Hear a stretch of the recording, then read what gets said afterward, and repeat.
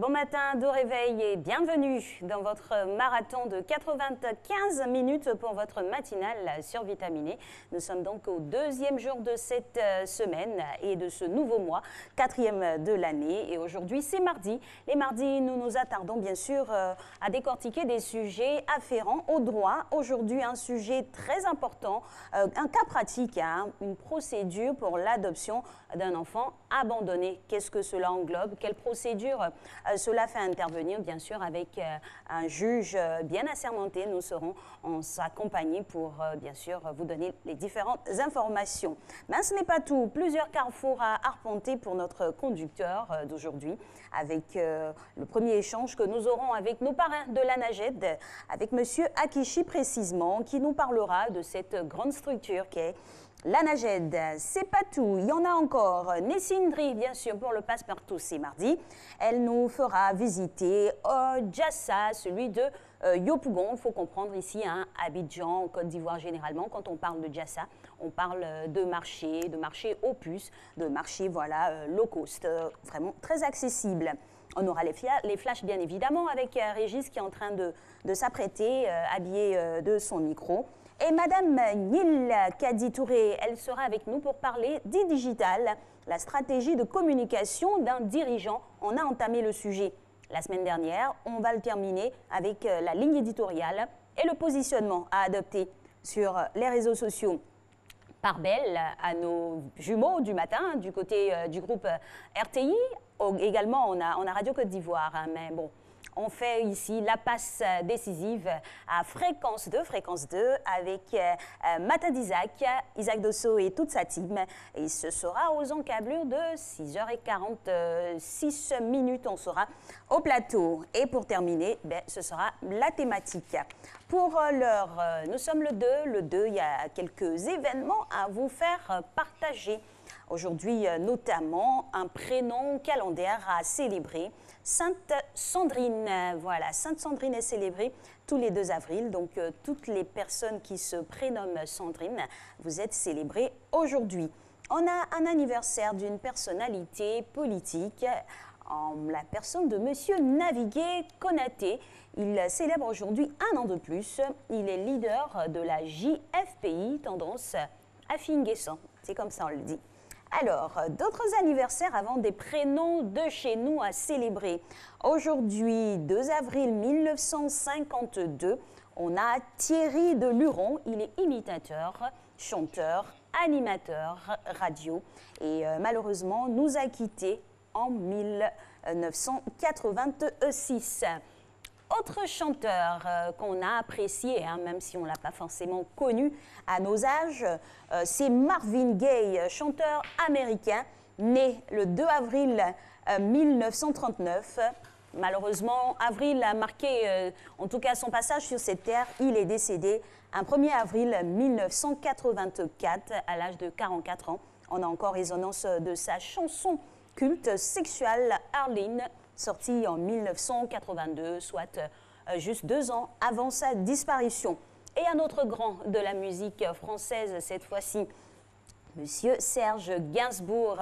Il est né Lucien Gainsbourg, il est auteur-compositeur français. Il est décédé en 1991. On se souvient aussi de sa chanson « Je t'aime moi non plus » avec la belle Jane Birkin, avec qui il a eu une petite fille qui est bien très grande, Charlotte Gainsbourg, également qui suit les traces de ses parents, actrice et chanteuse britannique. On terminera avec un écrivain, Émile Zola, 1840, écrivain français. Il est décédé en 1902. Voilà, et c'est sur cette note de littérature que je passerai la parole à Régis Kofi qui a des informations pour vous au niveau national.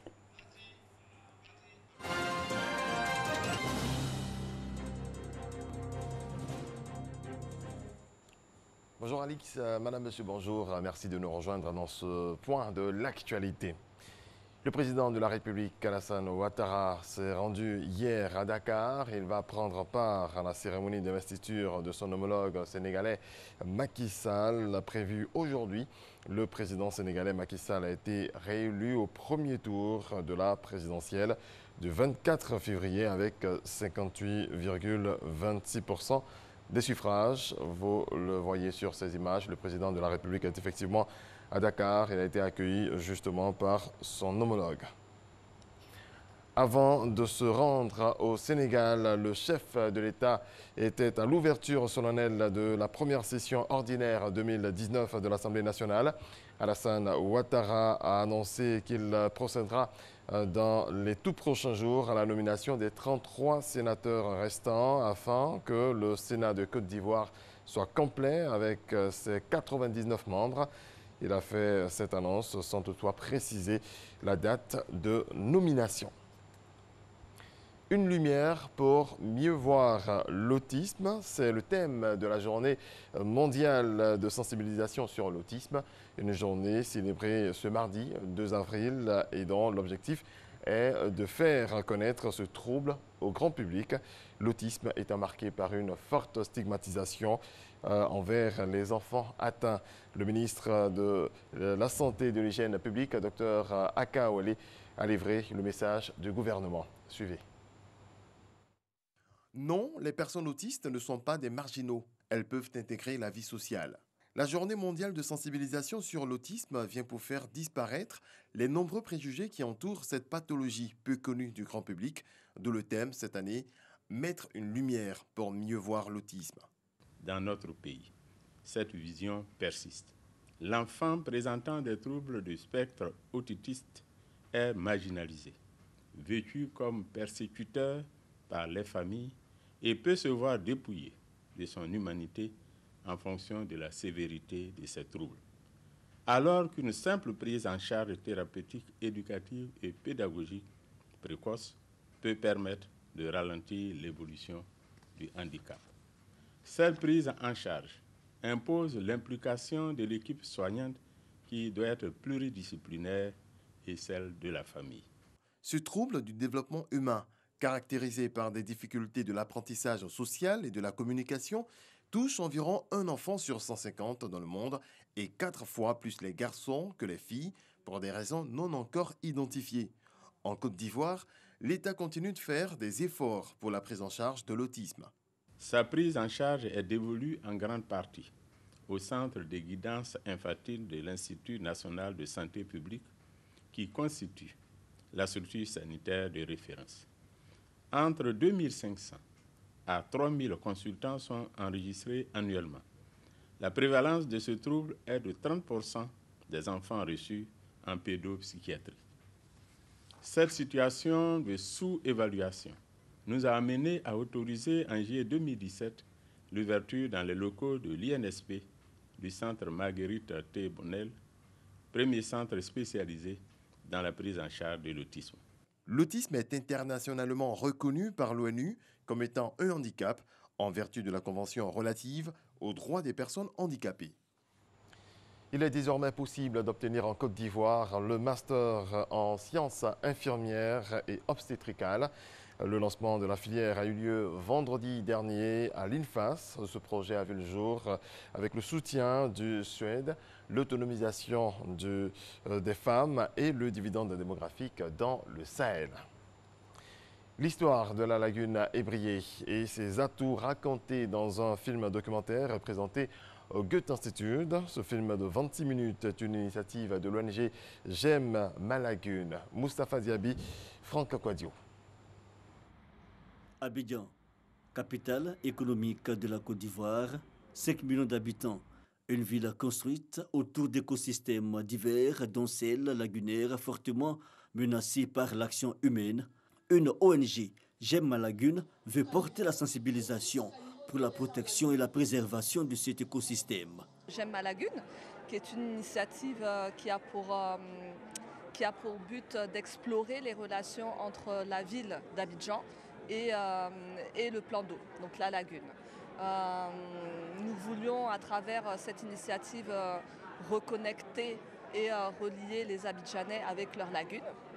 Un film de 26 minutes pour créer la prise de conscience individuelle et collective sont mises en relief les activités humaines dégradantes pour ces couverts lagunaires. Le documentaire, le but c'est aussi d'ouvrir les yeux sur une réalité actuelle. Parce que pour que les gens commencent à agir, il faut qu'ils voient la gravité de la situation aussi. Donc c'est aussi une sonnette d'alarme, mais ça nous permet aussi de communiquer sur le projet de J'aime ma lagune qui a pour ambition en fait d'avoir finalement une lagune à laquelle que tout le monde peut apprécier, que tout le monde peut utiliser. Après avoir regardé ce film, on sent que la lagune de Briey a un problème, elle est vraiment polluée.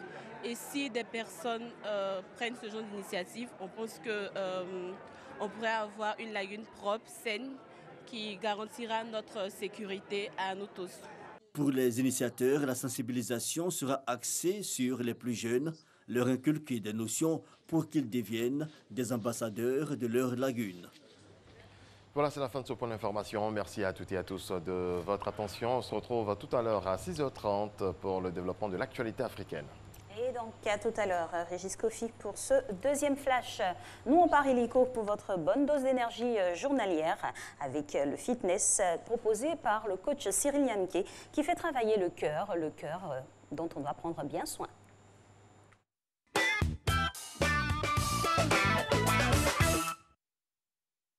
Bonjour tout le monde, j'espère que vous allez bien. Cyril Yamke pour vous servir encore une fois. Alors aujourd'hui, on aura une session cardio pour vous bousculer un peu, pour stresser un peu vos muscles et votre système cardiovasculaire pour bien commencer la journée. On aura 3 exercices. Alors un exercice pour une répétition, le deuxième exercice une répétition, le troisième ça sera 10 répétitions. On va faire ça 6 fois. D'accord? On va ensemble, je vous montre très rapidement. Premier exercice, on pose les mains au sol, une jambe derrière, la deuxième suit, les deux reviennent, on se redresse, on marche avec les mains. On revient et on fait 10 jumping jacks. Simple. D'accord? Allez, on va ensemble. 5, 4, 3, 2, 1. On va poser les mains au sol, une jambe en arrière, la deuxième suit, on ramène, on se redresse, on avance avec les mains, on revient. Et 10 jumping jacks. 1, 2, 3, 4, 5, 6, 7, 8, 9, 10. On reprend. Allez, une main.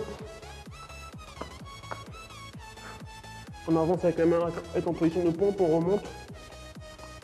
Allez, 1, 2, 3, 4, 5, 6, 7, 8, 9, 10.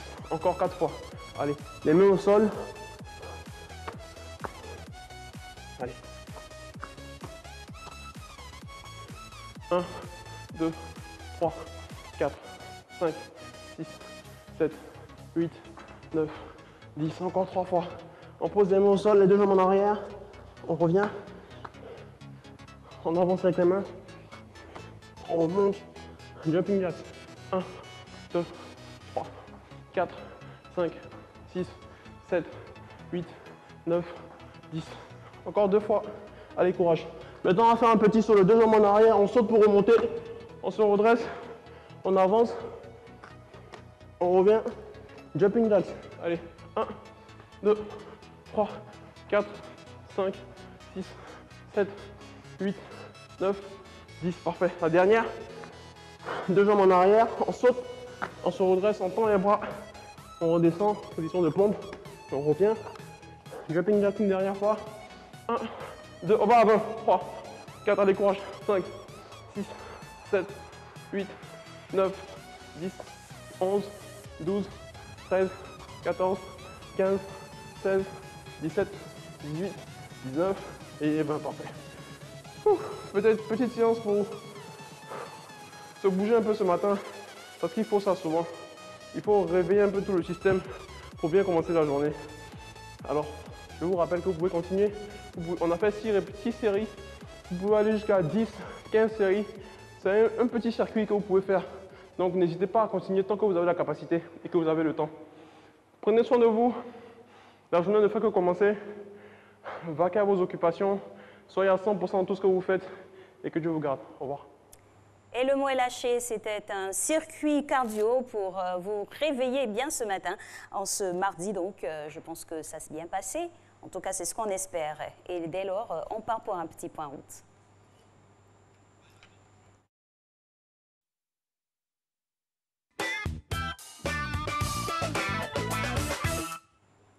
voilà, ce point route nous mènera bien sûr dans des artères, ou du moins sur les artères de notre belle capitale. On démarrera avec le plateau, sûrement, avec la première image qui tarde un peu à venir, mais elle arrive, ne vous inquiétez pas. Voilà, c'est le boulevard Lagunaire qui nous accueille ce matin avec son petit traditionnel rituel de circulation à cette heure-là. Ça se passe bien, ça va très bien. Un autre boulevard, celui de Cocody. Cocody de Plateau, boulevard Latry. On essaiera de se faufiler, sans autre surprise, pour essayer de scruter l'horizon de ce côté-là. Boulevard Latry. Et voilà, comme indiqué, circulation dans un sens, dans un autre, pas trop de circulation. Voilà, le soleil est toujours caché derrière l'immeuble, mais c'est sûr qu'il va venir. On ne s'inquiète pas. Et on terminera avec la dernière pour la route. Mais nous, on a encore du temps. On y va. C'est le pont de Gaulle, beau ciel, belle lagune, bonne circulation. Tout se passe bien. Voilà. Et de retour en compagnie de M. Akichi, qu'on annonçait à l'entame. Bonjour M. Akichi. Bonjour Alice. Bienvenue. Merci. Alors, je rappelle que M. Akichi Roger, il est directeur de la communication et des relations extérieures à l'ANAGED. Aujourd'hui, nous allons essayer de savoir tout ce qui se passe à l'ANAGED. Monsieur le directeur, donc après 5 mois de présence sur le plateau de Matin Bonheur, qu'est-ce que les spectateurs doivent retenir de vos passages? Encore une fois, merci Alix. C'est nous. Aujourd'hui, l'État de Côte d'Ivoire, les Ivoiriens dans leur entièreté, doivent savoir qu'en Côte d'Ivoire, en ce qui concerne la gestion des déchets, il n'y a qu'une seule structure qui est en charge de cette thématique. Il s'agit de l'Agence nationale de gestion des déchets, qui est née de la dissolution, fusion de 2 ex-structures qui avaient en charge cette thématique. On va parler de l'ANASU à l'époque, oui. Voilà, et puis du Fonds de financement des programmes de salubrité. Donc l'État de Côte d'Ivoire, dans sa marche vers l'émergence, a décidé de mettre en œuvre aujourd'hui tous les secteurs d'activité pouvant participer, conduire à la réduction, surtout de l'immigration. Et donc notre secteur d'activité, à savoir la gestion des ordures en Côte d'Ivoire, fait partie des secteurs, comme on dit, pourvoyeurs d'emploi pour réduire les charges liées à l'immigration, à tous nos jeunes frères qui passent par l'eau. Donc aujourd'hui, ce que les gens doivent savoir, c'est que nous avons un seul interlocuteur. En ce qui concerne la gestion des ordures en Côte d'Ivoire, il s'agit de l'Agence nationale de gestion des ordures. Donc nous sommes l'unité de régulation, nous sommes le guichet unique de gestion des ordures en ce qui concerne Abidjan et puis surtout toute la Côte d'Ivoire. Et donc vous avez constaté qu'avec nous, que depuis 5 mois, nous avons lancé la modernisation du secteur avec l'agglomération abidjanaise, la présence de 2 nouveaux opérateurs qui ont en charge l'enlèvement, le nettoiement et surtout prodiguer la culture de la propriété aux Ivoires. Alors avec l'ANAGED, qu'est-ce qui change véritablement en matière de politique nationale d'assainissement? Mais écoutez, avec la mise en place de l'Agence nationale de gestion des déchets en Côte d'Ivoire, nous avons dans un premier temps les nouveaux opérateurs qui ont une certaine expertise en ce qui concerne la gestion des déchets. Nous avons la construction d'ouvrages modernes qui répondent aux normes internationales, surtout environnementales. Donc on va citer entre autres les centres de transfert, les centres de groupage et surtout le centre de valorisation et d'enfouissement technique qui a donné le glas, surtout qui a sonné le glas à la fermeture de la décharge à ciel ouvert d'Akwedo. Donc véritablement, ce qui change aujourd'hui, c'est la modernisation du secteur. C'est aujourd'hui, nous sommes dans la revalorisation des déchets.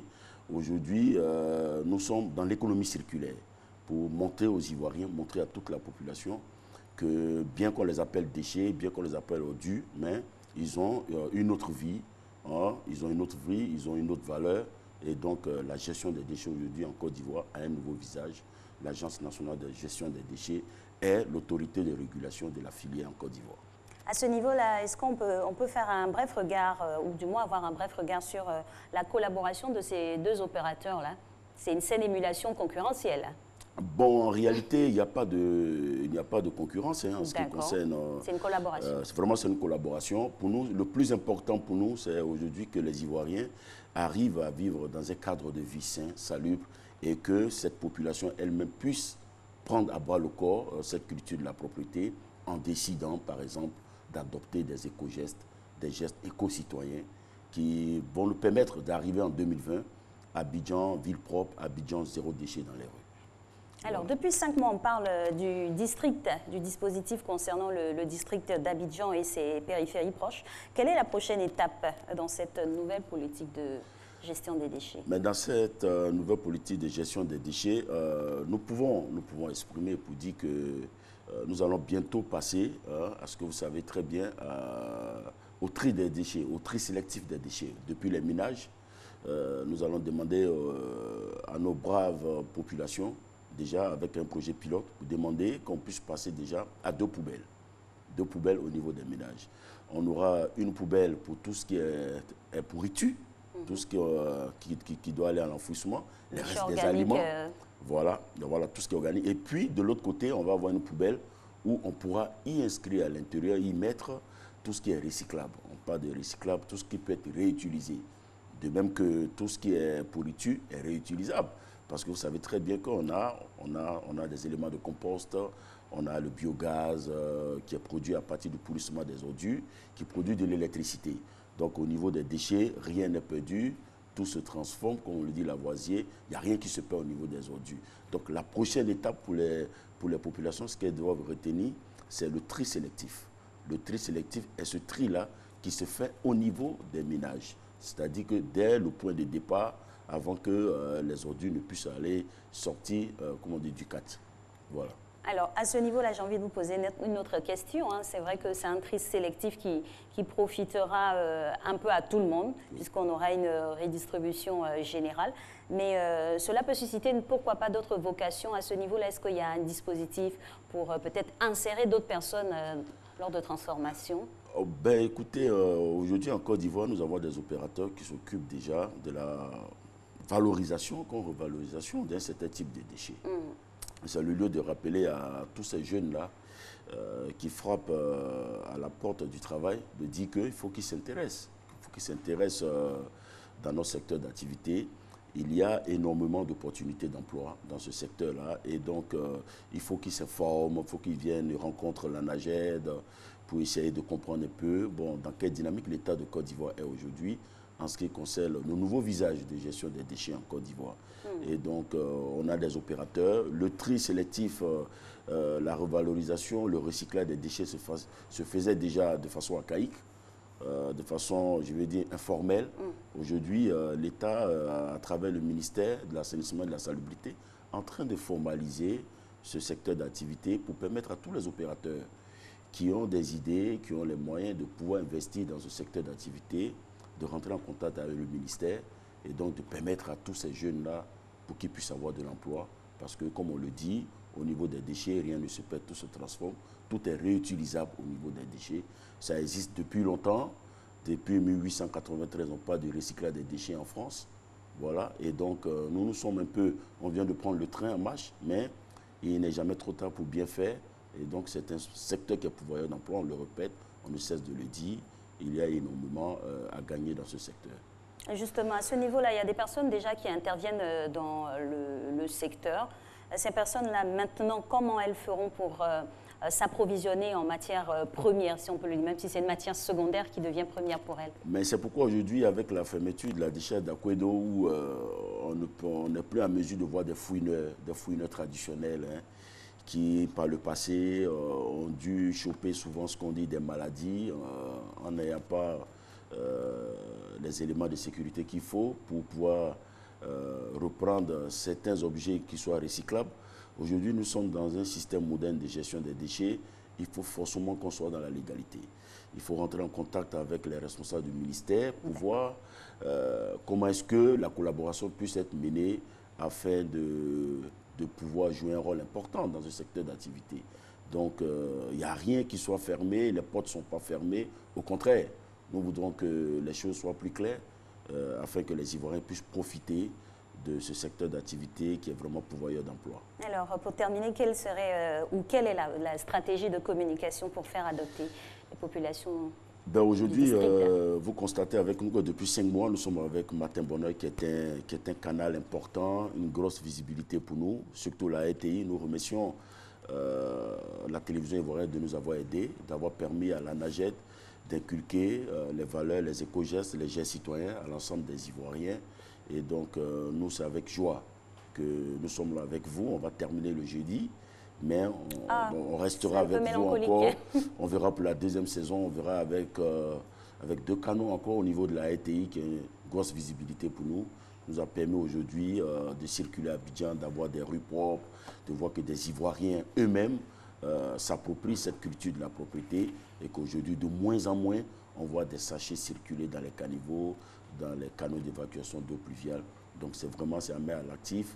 On a des projets de porte-à-porte, de proximité avec les leaders d'opinion. On a aussi les médias, on a les affichages routiers, tout et tout. Et donc il y a tout un programme qui est fait. Mais ce qui est important, c'est que vraiment on a une caravane au niveau des écoles qui va être lancée bientôt pour permettre aux enfants de savoir qu'il y a ce qu'on appelle le tri des déchets. Et on se fera le plaisir, en tout cas, de relayer tout. Il y a plusieurs projets qui sont en cours. Oui, toute cette stratégie de communication pour insérer dans les mœurs des populations cette nouvelle politique de gestion des déchets. Merci beaucoup, Monsieur Akichi. C'est pas un au revoir, on se revoit jeudi. Jeudi, bien sûr. Voilà, merci en tout cas d'être passé pour aujourd'hui. Et nous, on poursuit avec un autre pan de cette matinale, c'est le passe-partout avec Nessi Indri. Justement, on parle de transformation. On y trouve aussi dans ces marchés-là de la récup, des choses qui peuvent servir qu'une deuxième vie. C'est le Djassa de Yopougon qui nous accueille.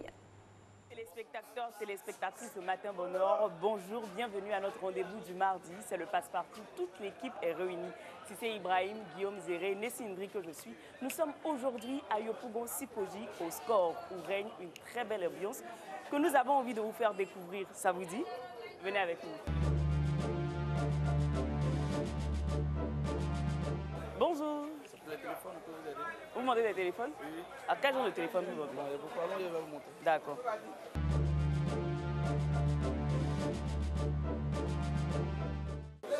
On t'appelle comment?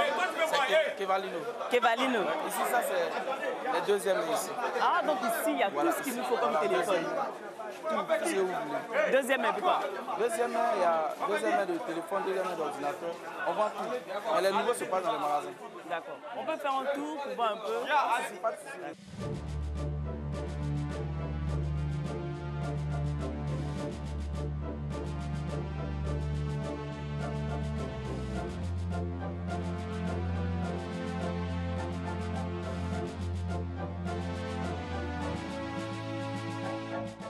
Mais déjà ce matin, vous êtes là avec plein d'entrain, d'engouement. On sent que vous aimez ça. Oui, oui. Bon, à vrai dire, ce métier ici dedans, ça fait presque 1 an. Sinon, moi, avant de venir ici, moi, j'étais DJ. Depuis que j'ai découvert ce métier, vraiment, je m'en sors bien. Ah bon? C'est mieux que le métier de la nuit?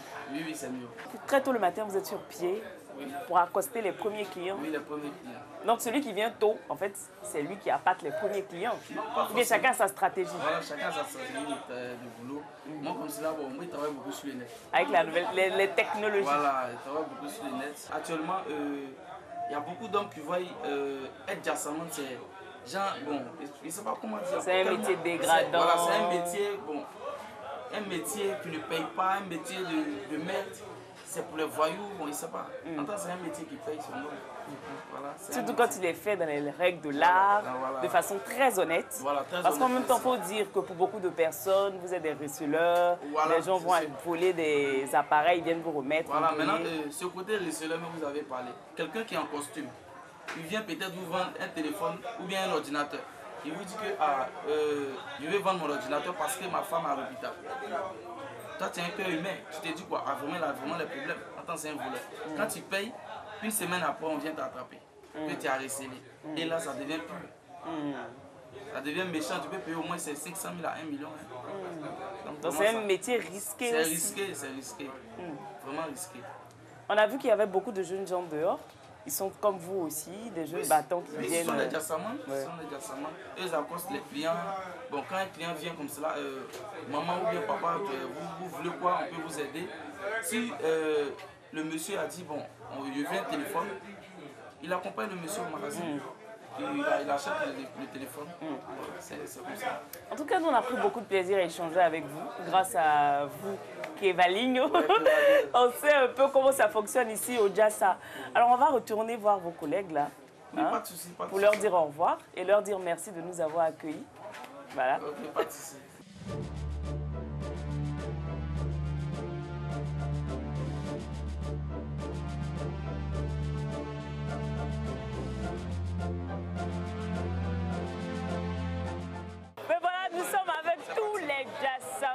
Du score. Kevaligno, c'est donc tes collègues hein? Oui, je suis avec mes gars. Lui, c'est Jojo.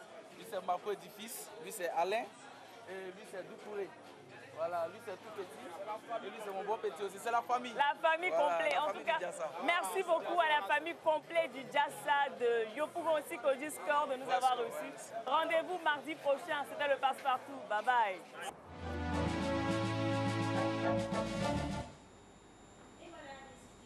Nessindri vous donne pour vos différents achats et courses. On a le Jassa de Yopougon, on a aussi le Black Market à Djamé, on a le Jassa à Koumassi, on a également celui de Marcory. En tout cas, il y a des points bien focaux dans le district d'Abidjan pour vous approvisionner sans souci. Voilà, la suite, ce sera bien sûr avec la météo dans quelques instants. Et Régis Kofi reviendra pour le Flash Afrique.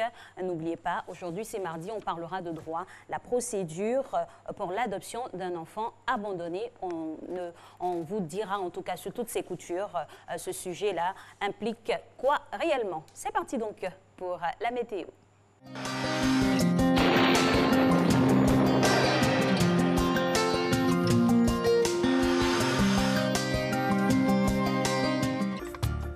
Mesdames et messieurs, bonjour. La matinée sera généralement nuageuse sur l'ensemble des régions partant des côtes océaniques à la limite centre du pays. Les nuages présents dans le ciel se densifieront sous l'effet du soleil et pourront laisser quelques précipitations par endroits. En allant vers les régions plus au nord, le ciel sera de moins en moins chargé. Pour les températures de cette matinée, 27 degrés à Abidjan et à Diaké, 25 degrés à Bondoukou, 25 à Boaké, 24 degrés à Daloa, 25 à Dimbokro, 24 à Gagnoa, 24 à Korogo, 23 degrés à Mont, 24 à Odiene, 26 degrés à San Pedro, Sassandra et Tabou et enfin 25 degrés à Yamoussoukro. L'après-midi, l'instabilité dans laquelle baignent les régions sud-forestières et littorales favorisera des développements orageux tout le long des régions côtières et forestières. L'ouest du pays sera également sous un temps instable avec des pluies orageuses en cours d'après-midi. Et le nord restera encore sous un temps mitigé avec quelques entrées de vent de mousson. Pour les températures de l'après-midi, 31 degrés à Abidjan et à Diaké, 35 degrés à Bondoukou, 34 à Boaké, 33 à Daloa, 35 à Dimbokro, 33 degrés à Gagnoa, 33 à Korogo, 32 à Mont, 33 à Odiene, une série de 31 degrés à San Pedro, Sassandra et Tabou et enfin 34 degrés à Yamoussoukro. Merci de nous avoir suivis. Excellente journée à toutes et à tous.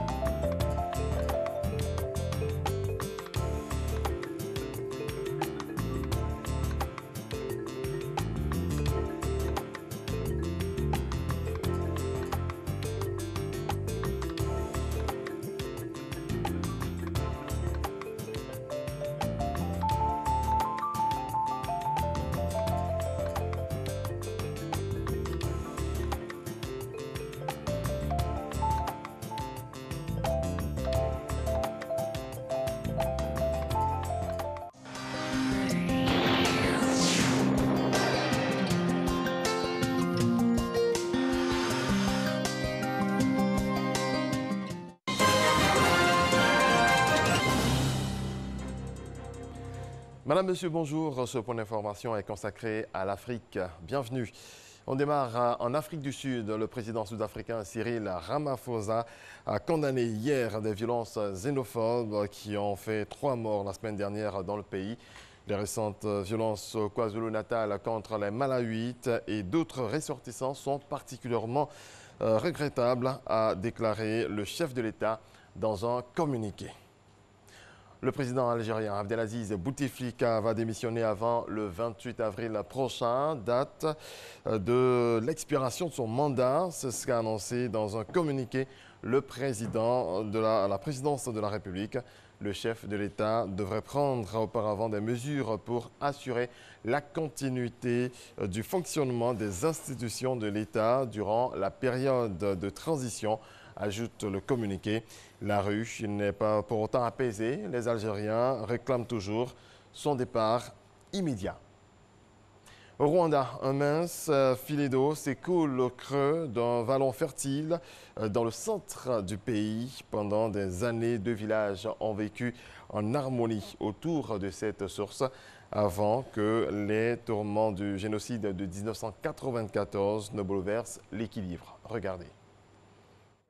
Durant des années, ce puits rassemblait les villageois de Ruseke et Djieta, un point de rencontre et de vie, jusqu'en 1994 et le génocide après l'assassinat du président rwandais Hutu Juvenal Habyarimana. En 100 jours, 800 000 personnes sont assassinées, essentiellement parmi la minorité Tutsi. Le point s'est alors mu en frontière de sang entre bourreaux et victimes. Victimes comme Dafrosa qui a perdu son mari et son fils. Ça a été une grande surprise pour nous, parce qu'on avait l'habitude de se réunir et de boire ensemble. On s'entraidait, on s'invitait au mariage sans aucun problème. Après le massacre, une suspicion s'est installée durablement. Les 2 villages continuent à utiliser la source, mais à tour de rôle pour limiter les interactions. Jean-Claude est l'un des premiers à tenter une réconciliation. Lui-même n'a pas participé aux tueries, contrairement à ses frères aînés. C'est en 2005 que commencent les premiers rapprochements entre les 2 communes. Demander pardon n'a pas du tout été facile. La première fois que nous avons traversé pour demander pardon, nous étions environ une centaine de personnes. Dans nos rangs, les gens avaient peur. Les souvenirs douloureux rendent le pardon difficile pour certaines personnes. Josepha est la seule rescapée de sa famille. Personne n'est venu lui demander pardon. Aujourd'hui, elle accepte le processus de réconciliation de peur d'être mise à l'écart, mais n'est pas satisfaite pour autant. Reconnaître ces crimes uniquement devant les autorités sans revenir demander pardon aux victimes. Vous pensez que c'est suffisant? C'est loin d'être suffisant. Il manque beaucoup de choses, c'est superficiel. 25 ans après le génocide, la douleur est toujours vive, mais les jeunes générations, elles, veulent aller de l'avant. Ce sont les enfants des 2 villages qui, les premiers, se sont rassemblés au point d'eau. Aujourd'hui, l'entraide a repris le dessus. Les habitants de Djieta cultivent des champs pour ceux de Ruseke. Au Togo, plus de 3000 agents d'une société de télécom entament leur 2e semaine de grève sèche et illimitée pour exiger le paiement intégral de leurs droits sociaux. Tigo Télécom vient d'être racheté par Maroc Télécom, une vente qui, selon les employés, n'a pas respecté la procédure. On termine en République démocratique du Congo. Lutumba Simaro, considéré comme l'un des plus grands compositeurs de la chanson congolaise, a tiré sa révérence. Après une carrière musicale de 63 ans, il est décédé dimanche à l'âge de 81 ans. Ses nombreux fans continuent de lui rendre hommage. Les hommages sont rythmés par les nombreux titres du musicien, dont Mabeli, l'une des chansons fétiches composées par Lutumba Simaro. Merci à toutes et à tous de votre attention. On se retrouve à 7 h pour parler de l'actualité hors du continent. Merci Régis, à tout de suite. Et pour aujourd'hui, programme du mardi, on a bien sûr la technologie qui s'invite au plateau avec bien sûr Madame Kadi Touré-Nil. Elle est consultante, elle nous aidera, en tout cas du moins les dirigeants, elle aidera les dirigeants à s'orienter vers le réseau social indiqué pour maintenir une présence, on va dire, positive. Pour l'heure, on part pour le jingle.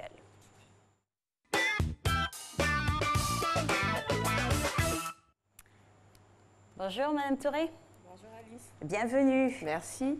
Alors, on démarrait ce sujet la semaine dernière. Tout à fait. On va donc faire un petit récap et puis ouvrir la porte aujourd'hui à la stratégie bien précise pour se positionner. Tout à fait.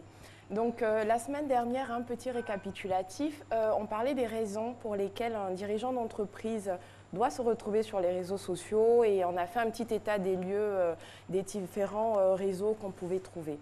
Aujourd'hui, je voudrais aller un tout petit peu plus loin et vous parler de la différence entre le positionnement d'un dirigeant en tant que salarié d'une entreprise et du dirigeant qui est propriétaire de son entreprise. Fondateur, ok. Exactement. Alors, petite citation de Damien Viel, qui est directeur général de Twitter France. Donc, je le cite, hein, il dit « La recherche de transparence. Il y a une attente de la part du public comme des salariés. Un dirigeant aujourd'hui doit porter des valeurs, communiquer sur ce qu'il fait et sur ce que fait son entreprise, valoriser ses collaborateurs et les promouvoir à l'extérieur comme à l'intérieur. Or, Twitter est un des nouveaux éléments de la communication corporate de transparence. » Il a fait son choix. Exactement. Et donc là, il essaie de nous faire comprendre que le dirigeant doit parler de ce qu'il est, de ses passions, des valeurs qu'il défend, de valoriser aussi ses salariés, mais on va y revenir plus précisément. Ben oui. Alors, on a envie de vous poser la question, savoir quelles sont les conditions d'une bonne stratégie de communication déjà sur les réseaux sociaux. Alors, il faut savoir que pour le dirigeant salarié, par exemple, l'enjeu est un peu particulier parce qu'il peut être démis de ses fonctions du jour au lendemain, de par son statut. Et ce qui fait qu'il doit parler de son expertise, parler de son parcours. Donc, en l'occurrence, sur LinkedIn, c'est le réseau social le plus approprié pour cela. Il doit retracer un peu les études qu'il a fait, les différents postes occupés. Il faut savoir que les 2/3 des agences de recrutement et les chasseurs de tête de haut cadre sont sur les réseaux sociaux et en l'occurrence sur LinkedIn et Twitter. Donc il faut retracer son parcours là. Il faut savoir parler aussi de son entreprise. C'est vrai que quand on est dirigeant salarié, on bénéficie déjà de l'aura de la marque qui est peut-être déjà connue. Donc il faut savoir parler de l'entreprise, savoir parler aussi de son expertise. Si on est par exemple statisticien, il serait bienvenu de parler de chiffres, de stats, etc. C'est dans ce sens-là qu'il faut aller. Est-ce qu'il faut tout partager également parce qu'il pourrait avoir des secrets de fabrication? Qu'est-ce qu'il faut exactement mettre dans dans le cadre dans lequel on se trouve? Alors, éviter d'aller sur sa stratégie interne, hein, parce que le concurrent ne manquerait pas Il est là-bas aussi. Exactement. Et donc, il faut faire des analyses sur des sujets qui sont propres à son domaine d'expertise. Il faut, pourquoi pas, lancer des débats, des réflexions également sur des sujets qui peuvent être compliqués, laisser peut-être le public s'exprimer, d'autres experts venir apporter aussi leur avis. Et tout ça peut construire un peu la réputation du dirigeant. Cela montrera en fait qu'il a la capacité d'écouter un peu son écosystème et de s'en inspirer pour travailler. De l'autre côté, chez le dirigeant propriétaire, là on a encore un autre enjeu. Lui a envie de faire augmenter son chiffre d'affaires, il est un peu au four et au moulin. Donc je peux comprendre que les dirigeants d'entreprise sont très occupés. Donc pour la publication de contenu, s'il s'agit d'articles par exemple, si on n'a pas le temps, on peut mettre des points, des grandes lignes, des réflexions à partager avec un chargé de communication ou de relations publiques qui, lui, s'occupera de coordonner tout ça, mais toujours garder un dernier regard dessus et de validation pour être sûr que cela est conforme à sa pensée de départ. Et puis, pour le dirigeant propriétaire, c'est aussi intéressant côté client. Parce que ça va lui permettre en fait de faire une communication B2B, donc de l'entreprise vers d'autres entreprises ou partenaires, et B2C, donc de l'entreprise vers ses clients. Aujourd'hui, moi j'ai l'exemple d'un dirigeant d'entreprise qui avait l'habitude de poster des choses sur son entreprise, etc. Et puis un jour, il a commencé à mettre des informations sur son engagement au niveau humanitaire.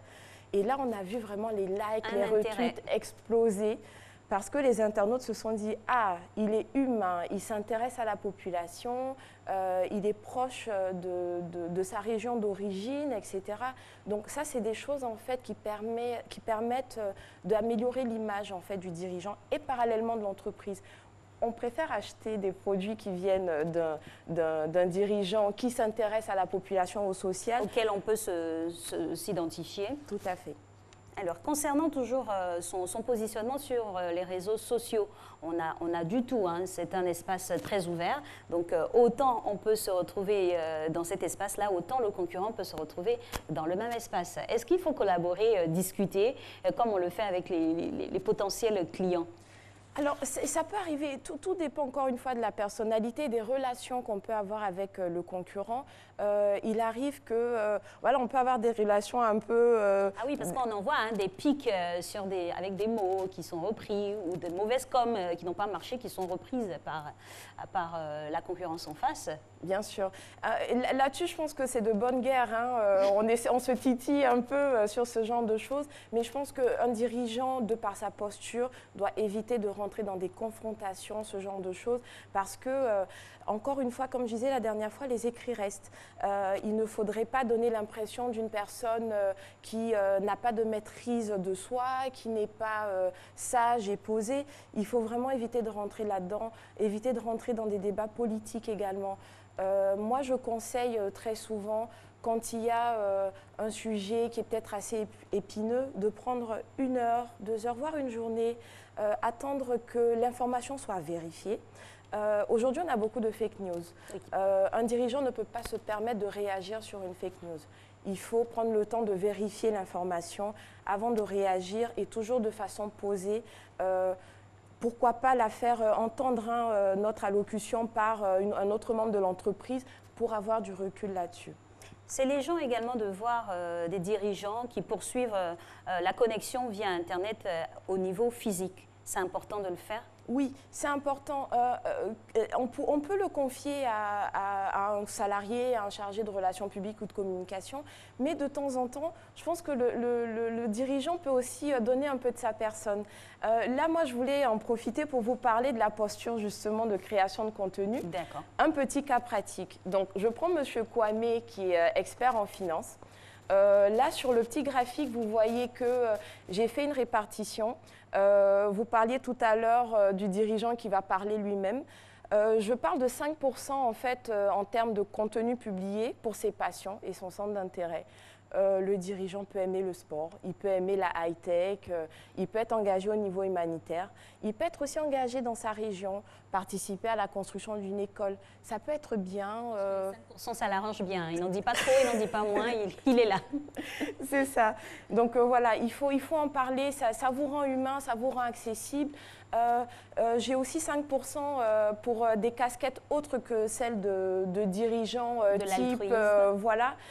Il peut être membre d'une association professionnelle, il peut être administrateur d'une entreprise. Ça montre la pluralité en fait des fonctions et des compétences. Je garde quand même 70% pour M. Kwame qui est expert en finance, qui va quand même nous parler d'économie, de bourse, de management, de leadership. C'est ce sur quoi on attend le dirigeant. Mais à ce niveau-là, son auditoire est formé essentiellement de personnes, on va dire, de son type, ou quand on se retrouve avec des personnes qui n'ont pas forcément les mêmes notions que nous, comment adapter sa communication ? Alors, encore une fois, il faut partir du principe qu'on a tout type de personnes sur les réseaux sociaux, pas forcément des personnes qui sont aguerries sur le sujet. Donc, il faut utiliser des termes assez simples, accessibles. Quand on utilise des termes techniques, toujours les définir. N'oublions pas, hein, j'en parlais, les jeunes, les étudiants, ils sont aussi... et avoir un langage qui est abordable et accessible leur permet aussi de comprendre votre univers et de s'inspirer de vous, d'apprendre de vous. Les gens veulent apprendre des dirigeants parce que ce sont des modèles en fait, de leadership. On poursuit toujours avec notre image pour le décryptage. Jacques Brou, vous êtes sollicité, merci infiniment. Alors, donc on revient, hein. Je mets encore 20% pour le CEO entreprise type. Alors, il pourra parler des inaugurations. Donc, si par exemple on parle d'un directeur général de banque, il pourra inaugurer une nouvelle agence, c'est l'occasion d'en parler. Il participe à des salons. Vous parliez la dernière fois d'Africa Coms et il pourra... Adicom Days, voilà, pardon. Il pourra en parler, il pourra parler du lancement d'un nouveau produit ou d'un service et valoriser ses salariés. Je reviens encore une fois sur ce point. Comment ça se fait pratiquement, concrètement, la valorisation de son personnel via les réseaux sociaux? Alors, c'est très simple. Je prends l'exemple de M. Jean-Luc Conan, qui est un dirigeant d'une banque que je ne citerai pas, et qui a l'habitude de poster des photos de ses salariés, le salarié du mois, des salariés en train de travailler.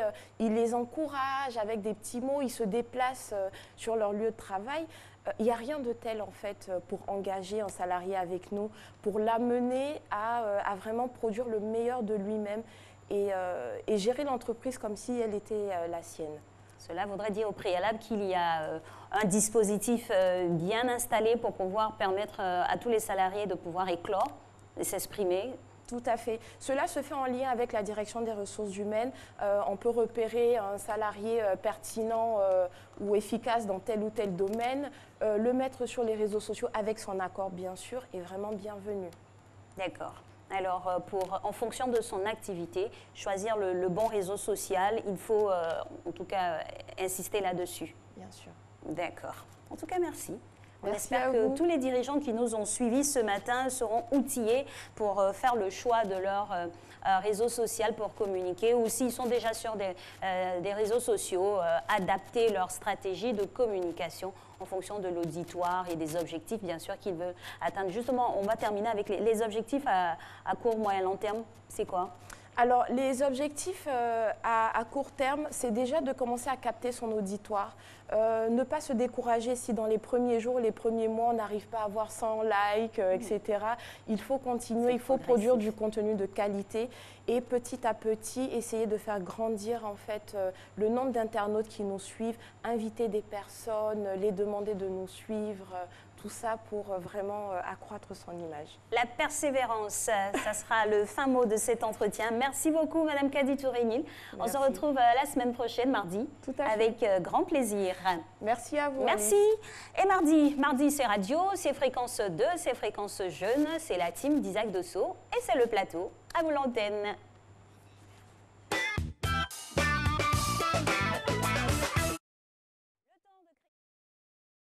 Saïba Mansare, notre santé-metteur, Adjas Moro, Narcisse Mambeyo. Voilà, on entend des voix, il faut maintenant l'image pour que ça fasse l'audio visuel.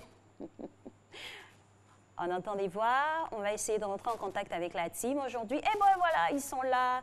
Le commandant en chef est d'abord. Bonjour à tous. Donc, de la redistribution des droits. En ce moment-là, tout le monde sera très poli avec moi. Thierry Kofi n'aura peut-être pas sa part parce que il arrive qu'il nous manque de respect. Vraiment. Amis téléspectateurs de RTI 1, bonjour Alix.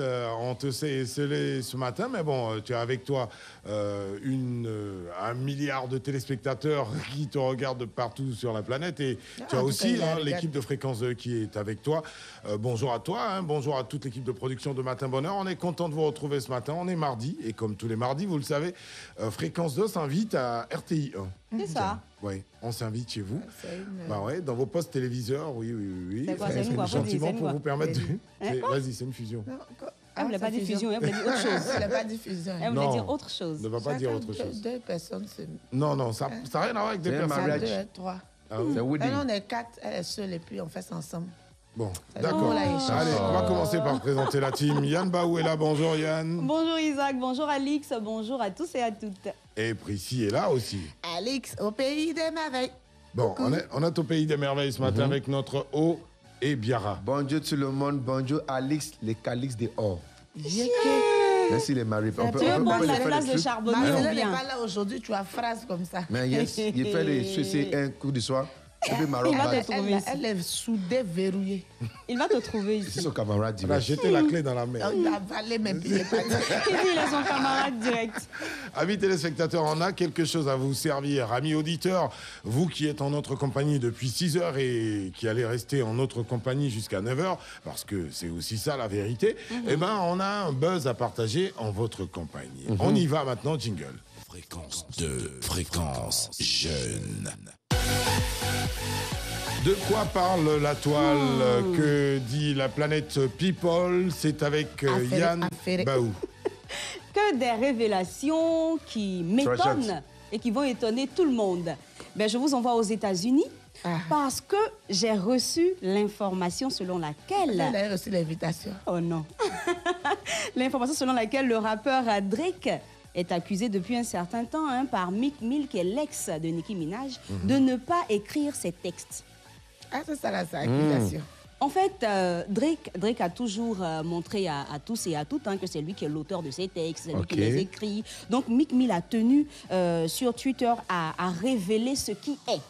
Donc, il a dit que votre Drake en question n'est pas l'auteur de ces textes. Il n'est pas patron. C'est pas lui qui écrit ces chansons. Et il est allé plus loin pour dire même que le monsieur en question qui écrit les chansons de Drake se nomme Kenton Miller.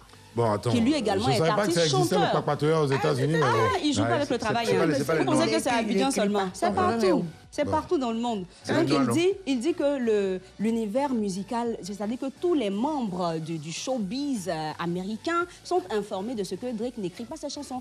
Il a cité même Lil Wayne et Nicki Minaj. Il dit que ces deux personnes-là sont informées. Donc ne croyez pas ce que Drake vous dit simplement parce que les Américains se permettent de comparer Drake à Meek Mill. Ah, on a quitté là-bas. Donc il vient juste pour dire que moi j'écris mes textes. Moi, je suis l'auteur de mes textes, mais Drake, lui, il n'écrit pas ses textes. Ne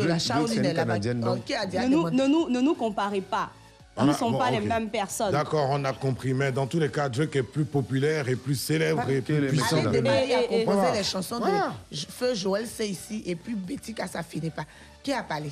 Ce qui est sûr, lui, il dit que dans la vie, là, quand vous voulez comparer les gens, pesez. Il faut prendre le poids. Bon, lui, il a écrit pour qui? On ne peut pas comparer il a écrit pour lui-même. Un requin à la Leven. Justement. On ne peut pas comparer un requin et un alevin. Parce que lui, il se dit être un requin parce que lui, il écrit ses textes. Donc, Drake, c'est un plaisantin. Donc, calmez-vous, ne nous comparez pas. Ne nous comparez pas. Excusez-nous. Après, dans la musique, il y a plusieurs paliers. Il y a, je veux dire, il y a ceux qui font les textes, il y a les paroliers, il y a les interprètes. Justement. Mais lui, ce qu'il vous demande, c'est de reconnaître que lui, Meek Mill, il est fort. Mais nous, on est à Abidjan ici, on reconnaît. Qu'est-ce que ça peut changer à sa vie? C'est les fautes. Elle-même, elle écrit ses textes. Bon, c'est bon. On a une autre info. Oui, deuxième information. On revient chez nous en Côte d'Ivoire pour parler de football. Vraiment, il faut qu'on dise merci à Didier Drogba. Ce monsieur-là, c'est un homme qui a un grand cœur. Vraiment, aujourd'hui, je suis touchée. La donne est mieux que de l'argent. C'est vrai que c'est ça. Actuellement, au niveau de l'Africa Sport, il y a des problèmes. Beaucoup de problèmes. Voilà, on sait qu'il y a beaucoup de problèmes au niveau de l'Africa Sport. Il n'est pas resté indifférent. Il dit, moi je veux aider le football ivoirien. Parce que aimer mon pays, c'est aussi ça. Participer au fait que le football soit développé au niveau national. Donc, il s'est permis d'offrir un quart à l'Africa Sport. Bravo. Ah, les cas d'Africa. Oui. Un très joli quart que Didier Drogba a tenu à offrir à l'équipe. Tu sais quoi, la semaine dernière, sur la place publique, ils vont se déplacer pour aller à l'entraînement. Michel Ablé et son équipe étaient en train de se marrer. On parlait du quart de l'Africa dans lequel il fallait avoir des éventails et tout ça. Mais là, aujourd'hui, c'est bon. C'est un quart climatisé, voilà, avec le Wi-Fi. Donc vraiment, nous, on dit merci. Didier Drogba, tu es une dure. En tout cas, c'est pas mal, même s'il pourrait mieux faire, c'est pas mal. Merci infiniment. Vraiment, ce sont des exemples à suivre. Merci quand même. Et pour ceux qui ne le savent pas, il faut rappeler que Didier Drogba est actionnaire dans un autre club ivoirien, qui est le Williamsville Athletic Club. Le club évolue en première division ivoirienne. Voilà. Donc en abrégé, c'est le WAC. Voilà. Il est actionné Phoenix Rise, des trucs où il est joué, là, c'est pas, il est actionné. Mais il est actionné ici également. Ici aussi, tu sais, il participe, mais le monsieur, il ne dort pas. Il veut que le football ivoirien évolue. Franchement, nous, on dit merci à Drogba. C'est vrai que l'Africa Sport, l'Africa Sport, nous, on a connu l'Africa Sport national. Avec Rachidi Yekini. Voilà, c'est les grands joueurs nigériens qui fait Africa. Maintenant, c'est l'Africa Sport d'Abidjan, tu vois, donc c'est plus le même effet. C'est pas pareil. Moi, les affaires de Drogba, il n'a pas vu les cas, il ne peut pas croire. Mais moi, j'ai vu la photo. J'ai vu la photo. Les cas, on peut vous faire Maroc. Après, il faut faire attention, nous sommes en avril.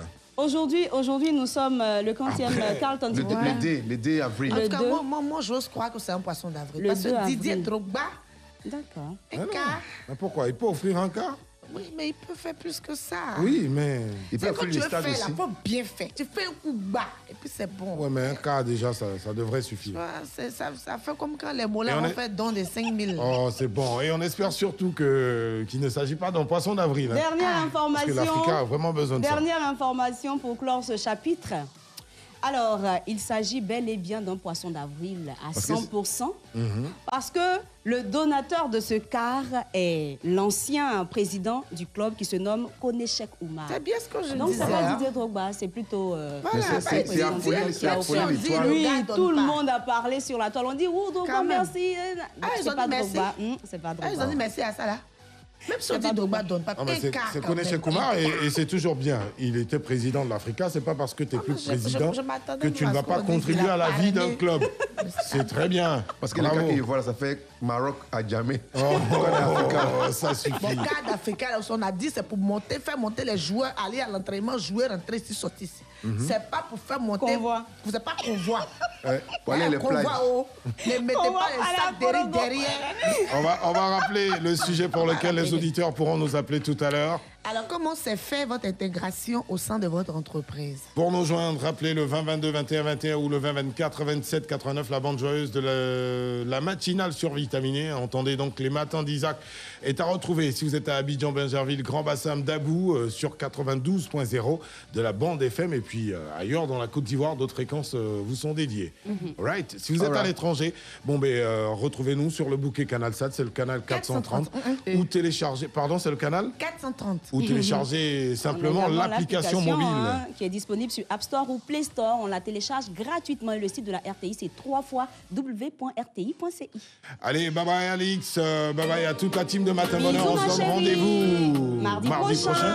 Alex, les Calix des Je ne sais pas comment tu as dansé seul le zouk aujourd'hui. Oui. Bon, je vais essayer, hein, mais bon, c'est pas très intéressant de danser seul le zouk, c'est toujours à deux. Mais bon, voilà, ça va le faire, j'espère. Voilà, c'était notre petite balade du côté de Radio Fréquence 2 avec nos jumeaux. Pratiquement siamois du matin, car on démarre ensemble l'antenne avec bien sûr tous nos programmes. Là-bas, c'est la radio, ici, c'est la télé. En tout cas, on vous donne plusieurs canaux pour être en contact avec le groupe RTI. À côté de ces deux chaînes-là, on a bien sûr RTI 2, on a bientôt RTI 3. On a la radio Côte d'Ivoire et puis on a aussi de l'autre côté de l'arrière-pays, à Boaké, on a tous les démembrements au niveau de Boaké avec Héloïse Pan, à qui on fait un coucou, qui est très matinal aussi pour les programmes de l'autre côté.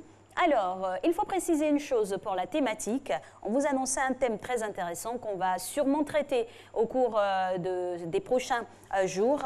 Pour aujourd'hui, on aura une rediffusion qui vous a assez plu, hein, vu vos réactions sur la toile. Ce sera avec le passage du juge Lourignon Jean-Claude, juge au tribunal de première instance de Yopougon. Donc, on vous diffusera dans quelques instants la rediffusion de comment empêcher un mariage forcé impliquant une mineure. Pour l'heure, on part pour une petite réclame et puis Régis aura son dernier flash.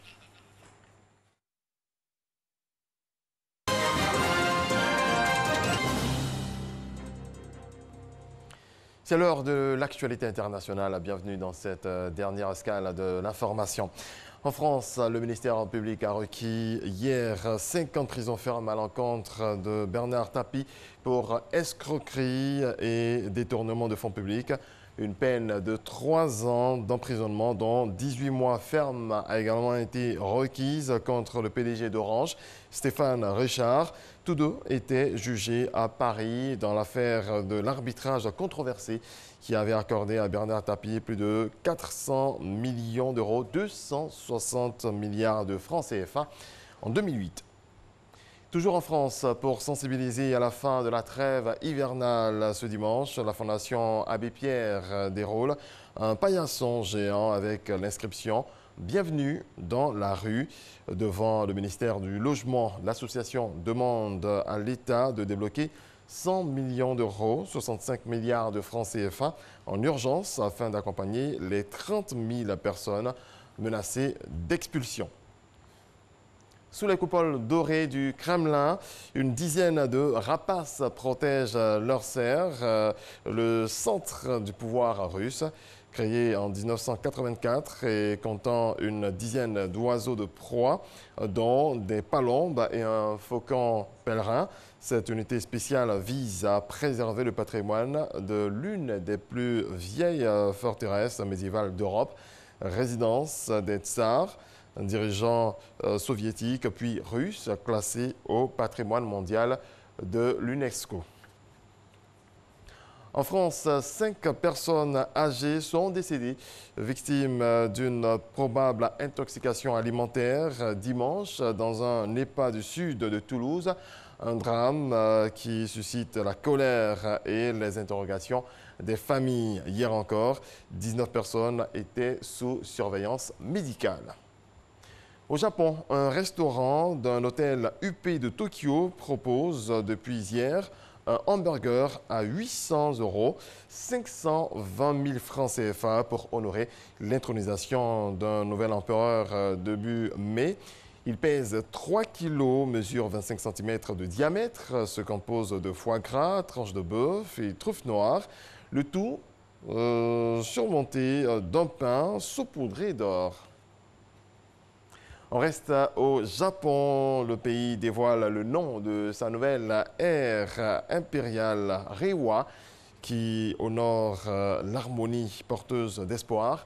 Elle succédera à l'ère Heisei du règne de l'empereur Akihito qui abdique pour laisser le trône à son fils Naruhito.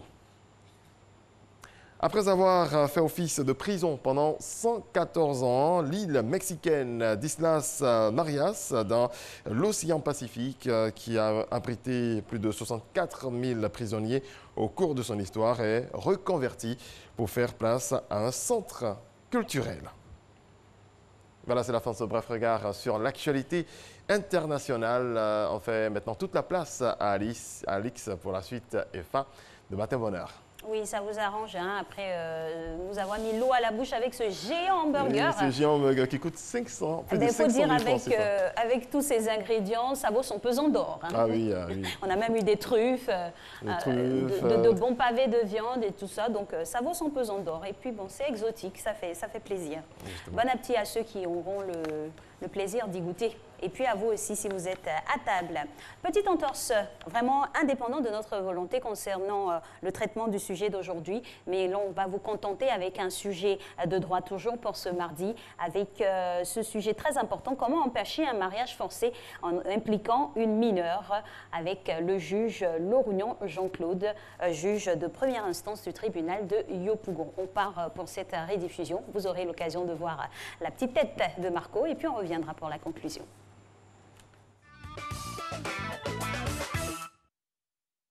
Monsieur Karamoko envisage depuis quelque temps de conclure le mariage de sa fille de 14 ans avec un riche commerçant de 65 ans. Il porte son projet à la connaissance de la mère de l'enfant. Cette dernière, farouchement opposée à cette idée, la rejette catégoriquement. Dans cette atmosphère délétère, chacun des deux parents est convaincu de bonne foi d'agir pour le bien-être de l'enfant et d'œuvrer au mieux pour la préservation de ses intérêts. Mon Dieu, merci. Merci, oh mon Dieu, tu as écouté vraiment mes prières. Moi, vieux Karamoko, maçon de mon état, quel argent j'ai pour scolariser ma fille. Tu as entendu ma prière, mon Dieu. Tu m'as envoyé ce riche commerçant pour épouser ma fille de 14 ans. On me dit, elle a 14 ans, elle va à l'école. Quelle école? Elle peut avoir tous les diplômes et ne rien avoir. Dieu merci. Le gars est venu m'enlever dans les problèmes en demandant ma fille pour épouse. Qu'est-ce que je veux encore? Si ma fille est riche, moi aussi je suis riche. Elle épousera donc cet homme. Ce qui est dit, est dit. La mère de l'enfant, outrée par l'insistance de son mari, voudrait tout mettre en œuvre pour empêcher cette union. Pauvreté. À cause de la pauvreté, mon mari veut donner ma fille de 14 ans à un vieux de 65 ans. À 14 ans, c'est le moment d'aller à l'école. À 14 ans, c'est le moment de jouer. À 14 ans, c'est le moment d'apprendre. C'est le moment où elle doit s'épanouir, où elle doit s'amuser. C'est là que son papa veut lui donner en mariage. Eh Seigneur, Ma fille doit aller à l'école. Je refuse qu'elle se marie à 14 ans. Je refuse aujourd'hui, je refuse demain, je refuse. Tant que je vis, je refuse ce mariage, je refuse. Quelle voie juridique s'offre à la mère et à sa fille pour faire échec au projet de mariage initié par M. Karamoko? Et voilà, le postulat, il est posé avec ce sujet qui nous occupe ce matin. Comment empêcher un mariage forcé impliquant une mineure? Bonjour, monsieur le juge. Bonjour, Alix. Bienvenue. Merci. Bonjour, Marcelin. Bonjour à vous. Merci d'avoir accepté notre invitation. Première question, Alix. On va démarrer par les définitions, notamment celle du mariage. Le mariage, dans son sens étymologique, est l'union d'un homme et d'une femme afin d'organiser la vie commune et de parvenir à la consécration de la famille. La famille, dans un sens large, qui sous-entend les pères, mères, frères et sœurs, tous issus, tantes et autres, tous issus d'un même aïeul. Et du point de vue du droit, le mariage est un acte juridique solennel qui légitime l'union d'un homme et d'une femme. Seulement, la rupture, n'est-ce pas, est régie, est réglée par le droit. Ok. Alors, monsieur le juge, ici, dans l'élément qu'on a vu, il s'agit du mariage coutumier. Ouais. Vous avez donné la définition sociétale du mariage de façon globale, encore que dans d'autres pays, ce n'est pas forcément un homme, une femme, c'est maintenant un homme, une femme, c'est selon. Vous avez donné la définition du droit civil du mariage ici, chez nous, en Côte d'Ivoire. Alors, quid du mariage coutumier? Il résulte beaucoup plus de la tradition, de la coutume, des pratiques et des mœurs. Voilà en fait le sens du mariage coutumier. D'accord.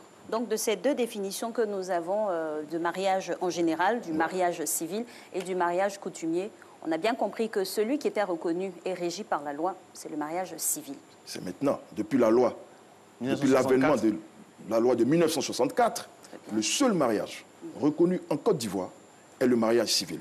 Parce qu'il faut rappeler qu'à l'époque, les deux unions se faisaient, c'est-à-dire l'union matrimoniale dite coutumière, l'indigène ou l'individu qui avait le statut local pouvait se marier selon sa coutume.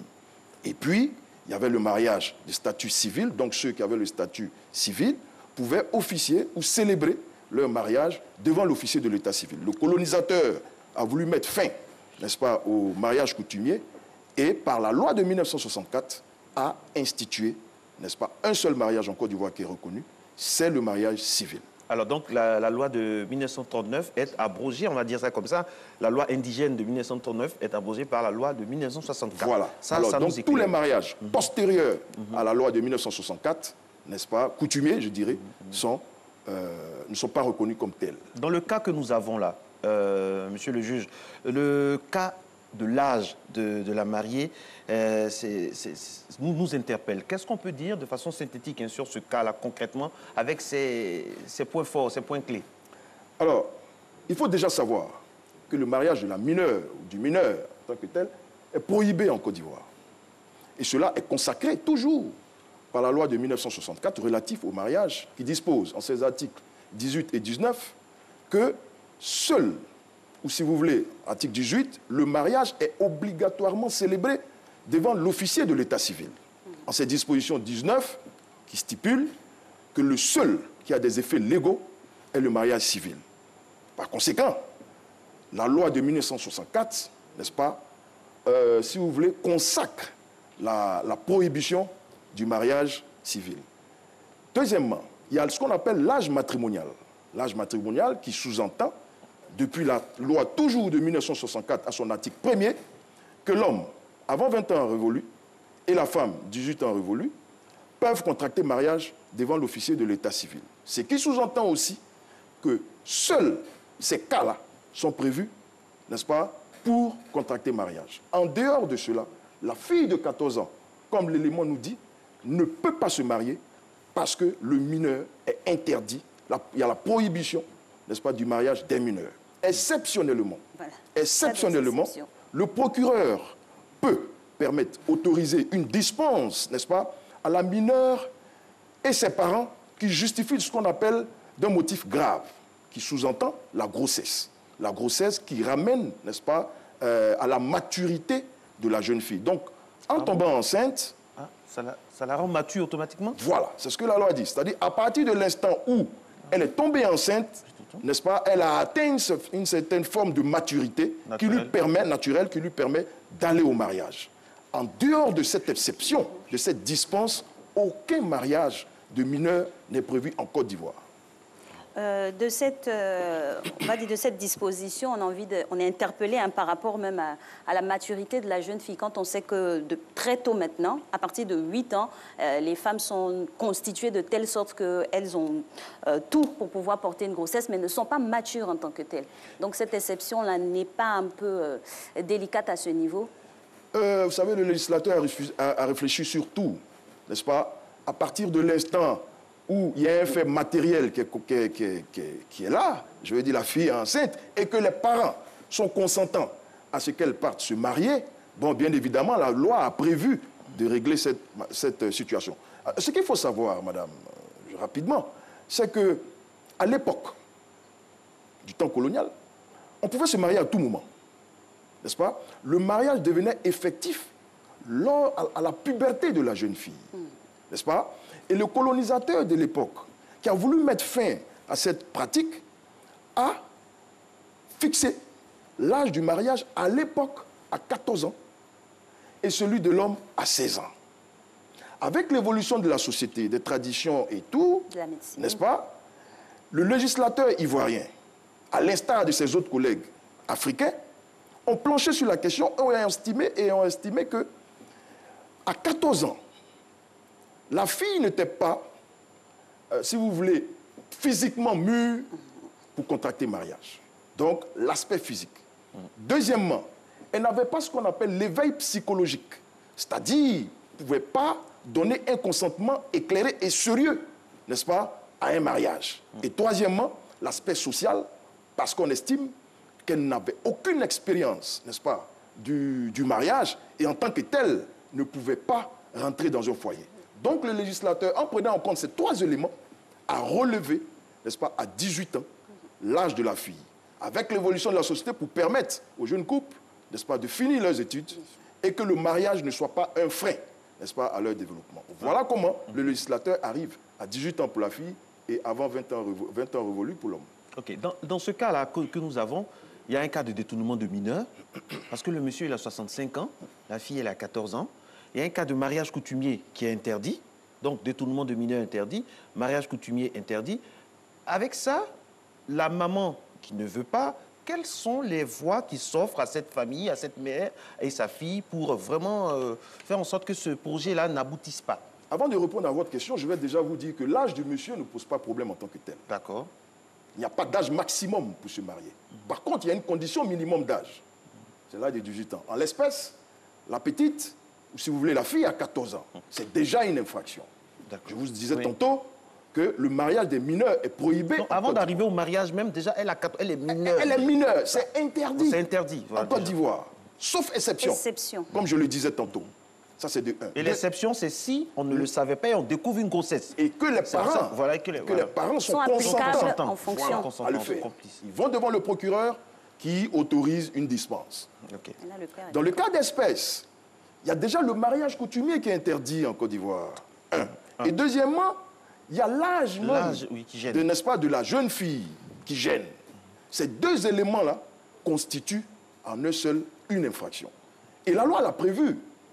Et je vais vous lire l'article 378 du Code pénal qui le dit de façon simpliste. Alors, un père qui contraint sa fille à entrer dans une union matrimoniale de nature coutumière commet une infraction pénale et peut être poursuivie. Pour que l'infraction soit établie, il faut que la fille soit une mineure pénale, c'est-à-dire qu'elle soit âgée de moins de 18 ans. La peine encourue est d'un emprisonnement d'1 an à 5 ans, d'une amende de 360 000 à 1 million de francs ou l'une des deux peines. Mais mieux, l'emprisonnement dans un tel cas ne peut être assorti de sursis et la tentative est punissable. Ce qui sous-entend que lorsque nous prenons le cas de la jeune fille de par sa qualité même de mineur, l'infraction est constituée. Deuxièmement, la tentative est punissable, c'est-à-dire que... Le mariage coutumier... Le mariage coutumier, même déjà en lui-même, il est interdit.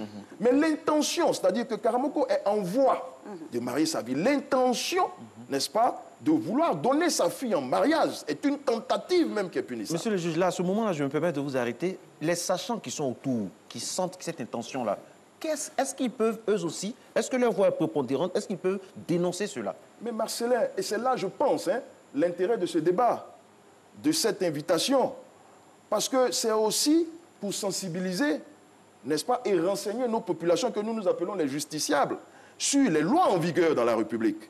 L'article 378 du Code pénal, je ne suis pas sûr qu'il soit connu par tous.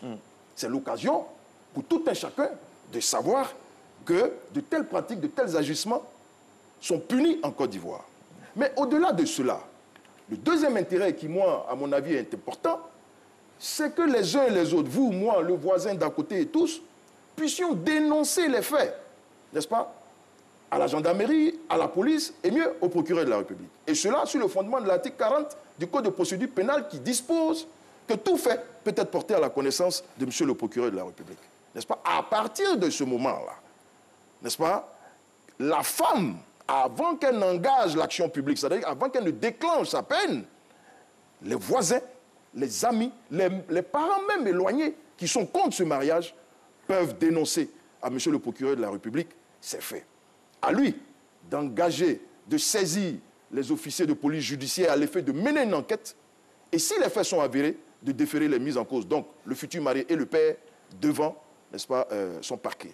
Voilà en fait une voie qui s'offre à la mère. Une deuxième, c'est le fait que tout sachant, n'est-ce pas, peut dénoncer, parce que n'oublions pas que la femme est dans un foyer. Elle peut avoir peur des représailles du mari, de la belle famille. Aujourd'hui, c'est une qui a la volonté, qui a eu le courage de parler. Mais celles qui n'en ont pas et qui sont tapies dans l'ombre, qu'est-ce qu'on fait pour elles? C'est l'occasion de demander à toutes les populations de dénoncer ces faits, parce que cela a pour objectif de protéger la jeune fille. Il n'y a pas longtemps, vous le savez comme moi, il y a eu la journée internationale de la femme, mais ce cas a été débattu sur une radio étrangère, dont je ne veux pas citer le nom. Des statistiques ont été démontrées. Donc au même titre que l'excision, au même titre que d'autres fléaux, n'est-ce pas, qui pilulent notre société, des ONG, des communautés, la communauté internationale ont commencé à se mobiliser pour lutter contre ce genre d'agissement. Et c'est le lieu de saluer le législateur ivoirien qui a prévu dans notre code pénal, n'est-ce pas, des sanctions à toutes ces personnes qui s'adonnera de telles pratiques. Alors, monsieur le juge, tout est bien précisé concernant le cas. Et lorsqu'il y a condamnation du père, quelle est la protection qu'on accorde à la jeune fille qui se trouve en porte-à-faux avec pratiquement tous les membres de sa famille? Alors là, vous savez, on va encore sur un autre terrain. On est sur le plan pénal. Mais ce que vous venez de poser comme question nous amène à virer sur le plan civil.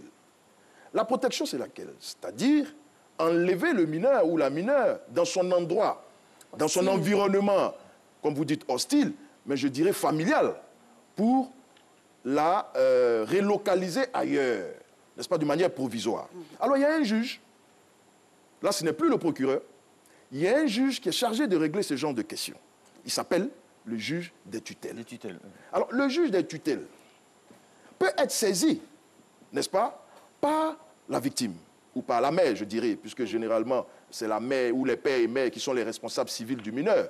Donc, la mère peut saisir le juge de tutelle pour dénoncer ces faits.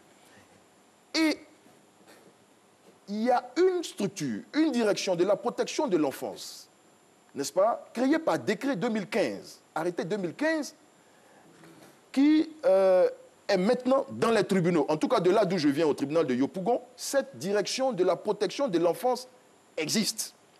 Elle a pour mission de protéger aussi ce genre d'enfants, de dénoncer les faits au juge des tutelles, à l'effet pour lui de prendre des ordonnances de garde provisoire qui sont, comme on dit, provisoires, soit de relocaliser l'enfant ou de mettre à disposition l'enfant dans des familles d'accueil, dans des ONG, n'est-ce pas, pour la suite de sa vie, voilà. En communauté. Voilà, en communauté. Alors, monsieur le juge, merci beaucoup pour toutes ces précisions. J'avoue que concernant, par exemple, l'article 379, c'est vrai qu'il y a beaucoup de choses qu'on ne savait pas. Alors, là, dans ce dossier, il y a un cas de mariage... 78, merci. Dans ce dossier, il y a un cas de mariage coutumier. Revenons un peu, avec votre permission, sur le mariage coutumier. On nous dit toujours que c'est interdit en Côte d'Ivoire. Et pourtant, c'est interdit depuis 1964. Ouais. Juste au lendemain de nos indépendances. Mais pourquoi? D'où vient que ça pullule vous-même?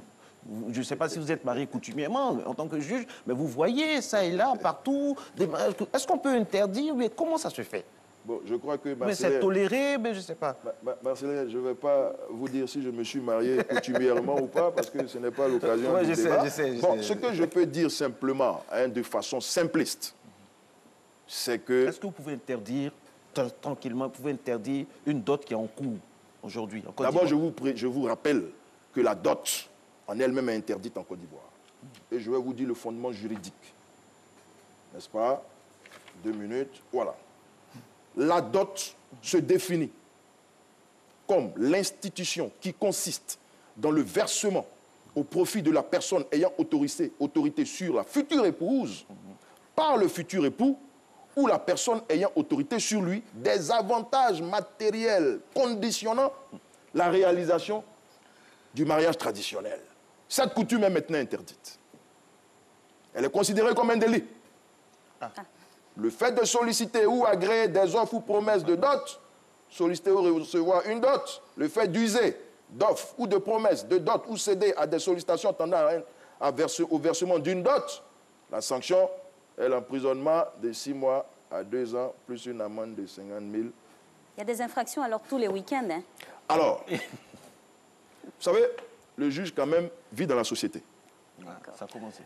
Et il rend des décisions en fonction de son environnement sociologique et social. Ça veut dire quoi pour ceux qui nous regardent concrètement? Je veux dire que je veux dire qu'il y a une forme de tolérance, n'est-ce pas? Tolérance. Est-ce que la loi est dans l'émotion? La tolérance, ça fait partie de l'émotion. La loi n'est pas dans l'émotion. La loi, c'est la loi. La loi est dure, mais la loi est la loi. Oui, je sais, mais à partir de l'instant où il n'y a pas de trouble à l'ordre public, à partir de l'instant où ça n'enfreint pas, n'est-ce pas, à d'autres... Si on bloque des rues, des fois. Alors, donc toute la Côte d'Ivoire serait en prison parce que vous savez comme moi que tous les samedis, comme je viens de le dire, le week-end, il y a des mariages coutumiers. Donc vous voulez créer, n'est-ce pas, par ces genres de questions, n'est-ce pas, un trouble à l'ordre public. Non, nous, on informe un peu tout le monde. Mais justement, j'ai déjà dit, je vous ai dit que la dot, c'est interdit. Le mariage coutumier, c'est interdit. Donc ce qui se passe le week-end devrait être interdit. Monsieur le juge Alix, c'est eux-mêmes qui nous disent souvent que la loi, il n'y a pas d'émotion dans la loi. Mais s'il n'y a pas d'émotion dans la loi... Et nul n'est censé ignorer la loi. Même vous-même, je sais que vous êtes marié coutumièrement. Mais vous-même, vous êtes marié coutumièrement. Oui, effectivement. Alors, donc... Ça va commencer par vous, alors. C'est pas grave. Mais moi, quand je suis sur ce plateau, c'est pas Marcelin, c'est celui qui est au service des Ivoiriens. Donc, dites-nous, est-ce qu'on peut interdire, vous n'avez pas répondu à la question, est-ce qu'on peut interdire une dot en cours à Abidjan? Ou on le met dans le cadre de la tolérance? Alors, non. Lorsque cette dot-là, n'est-ce pas, a un impact... Depuis quand la loi manage? Non, la loi ne manage pas. Je vous dis, d'abord, je n'ai pas encore eu connaissance jurisprudentielle, n'est-ce pas, de quelqu'un qui a été condamné en Côte d'Ivoire pour avoir versé une dot. Très bien. Je n'ai pas encore eu. Vraiment, je le dis sous réserve. Je n'ai pas encore eu connaissance que quelqu'un qui a versé une dot samedi, le dimanche, on l'a arrêté pour aller en prison. On a vu des dots ici sous haute surveillance avec la police, tout ça. Donc c'est l'État même qui était là. Vous n'avez pas répondu à la question. Donc, je vous ai dit qu'il y a une forme de tolérance qui est faite. Ça veut dire quoi? On laisse faire, quoi. Tant qu'il n'y a pas un cas avéré d'arrestation... je veux dire, des troubles dans l'ordre public. Il y a des troubles, il y a des routes qui sont barrées, il y a des bâches, tout ça. Mais alors donc dénoncer au procureur de la République. D'accord. Il y a aussi, mais je vous ai dit que le mariage coutumier n'existe même pas. La dot même là, elle est interdite, c'est une infraction. Maintenant, si vous, à côté, vous estimez que la dot qui est en train de se passer là... Vous n'avez jamais été invité à une dot, vous-même? Ok, je crois que le cas qui nous est soumis, c'est le cas de la jeune fille. Mais c'est il y a un mariage traditionnel. Il y a un dérivé avec. Non, je suis d'accord, mais on a dit que c'est sanctionné. Ok, d'accord, monsieur le juge, on va revenir pour conclure par rapport à la synthèse de ce cas-là. On sait que nous sommes tous coutumiers ici sur ce plateau, sans exception. Alors dites-nous, la dame, oui, comme tous d'ailleurs, la dame qui est là, la maman, elle peut porter plainte au procureur. Voilà, on revient au cas pratique. Au cas pratique, mais dans le cas pratique, avec un mariage coutumier, soit dit en passant. C'est interdit. C'est interdit. Okay. Deuxièmement, la mineure, je l'ai dit, la loi interdit, n'est-ce pas, le mariage des mineurs. Ce n'est plus valable comme Alex l'a dit.